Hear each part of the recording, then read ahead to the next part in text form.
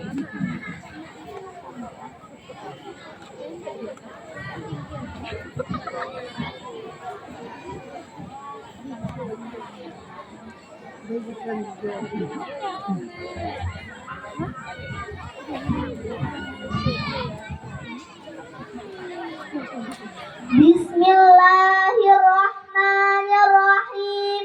Assalamualaikum warahmatullahi wabarakatuh. Alhamdulillahi rabbil alamin. Wassalatu wassalamu ala asyrafil anbiya'i wal mursalin wa ala alihi wa sahbihi ajma'in. Amma ba'd. Tiada kata yang paling indah, tiada kalimat yang paling sempurna selain kata puji dan puja kehadirat Allah Subhanahu wa ta'ala. Allah yang maha pengasih, yang kasih dan sayangnya tiada tandingan. Salawat dan salam semoga tetap tercurahkan kepada Sang Kekasih Alam, pembawa risalah ajaran Islam menuju jalan keselamatan sesuai ajaran Tuhan pemelihara alam, yakni Nabiullah Muhammad sallallahu alaihi wasallam. Dewan juri yang saya hormati, seluruh kawan-kawan yang saya banggakan. Dalam kesempatan kali ini, izinkanlah saya untuk berpidato dengan tema meneladani suri tauladan Rasulullah sallallahu alaihi wasallam.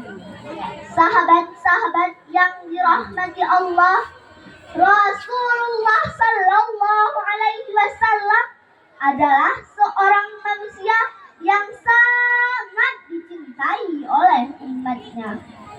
Bagaimana tidak, beliau adalah pribadi yang berakhlak mulia, sopan santun dan lemah lembut, menghormati yang tua, menyayangi yang muda, diam ketika dicaci, tenang ketika dipukuli.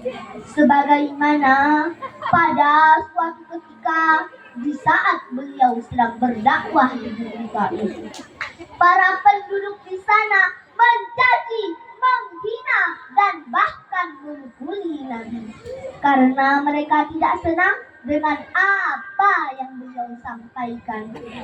Melihat kejadian tersebut, para malaikat penjaga Gunung Taif merasa sangat marah. Para malaikat tidak terima Nabi Muhammad disakiti seperti itu.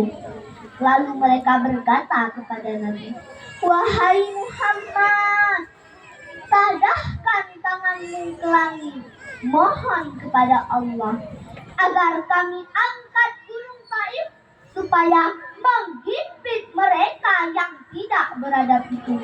Begitu sangat murkanya para malaikat terhadap penduduk di sana. Tetapi apa jawaban Nabi Muhammad, wahai sahabat sekalian?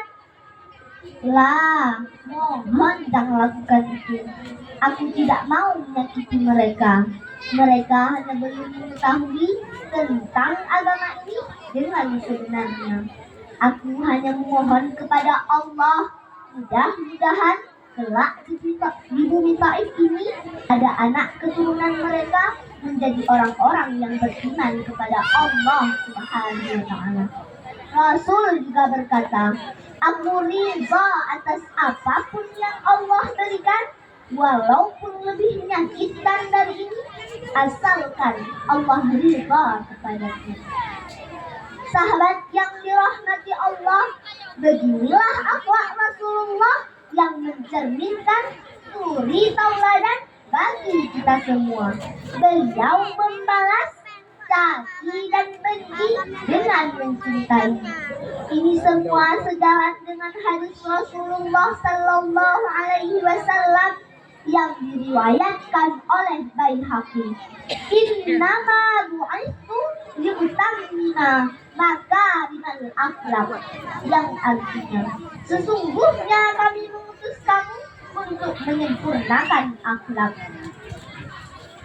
Dari hadis di atas dapat kita renungkan bahwa Allah mengutus Nabi Muhammad untuk menyempurnakan akhlak manusia.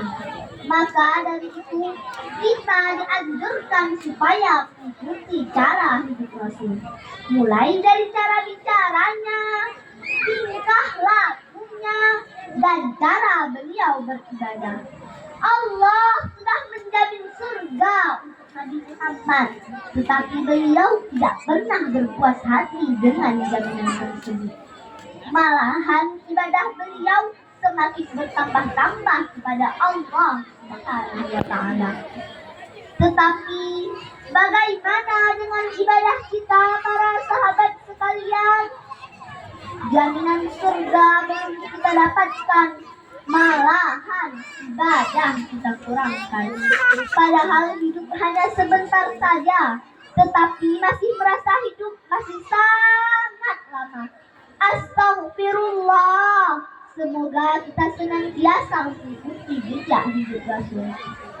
Kaum muslimin yang dirahmati Allah, sebagaimana Allah berfirman dalam Al-Quran surah Al-Anbiya ayat 107 yang berbunyi, A'udzu billahi minasy syaithanir rajim. Bismillahirrahmanirrahim. Wa ma arsalnaka illa rahmatan lil alamin. Yang artinya, dan tidaklah kami mengutus kamu melainkan untuk menjadi rahmat bagi semesta alam.